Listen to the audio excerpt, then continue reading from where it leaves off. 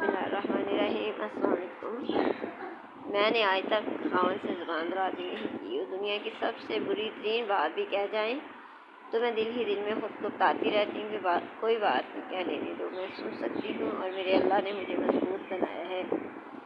دکھ تو ہوتا ہے، ظاہر ہے میں بھی انسان ہوں، لیکن یہی دین ہے، یہی حق ہے، خاوند کا یہی مقام ہے۔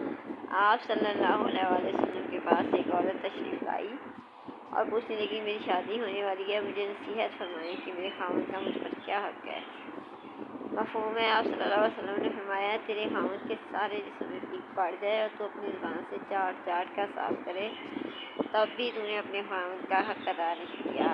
اتنا بڑا مرتبہ ہے اور عزت ہے، خود کو اللہ کے قریب کیجیے، اپنے صبر سے نفس کو ذلیل کرنا ہی دین ہے۔ علامہ اقبال صاحب فرماتے ہیں خود ہی میں ڈوب کے پا جا سراغ زندگی،